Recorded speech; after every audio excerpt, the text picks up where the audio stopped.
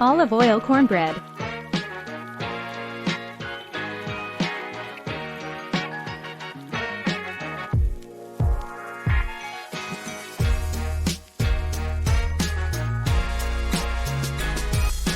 Position the rack in the center of the oven and preheat it to 425 degrees.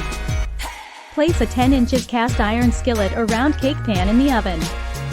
Whisk together flour, cornmeal, sugar, baking powder, and salt.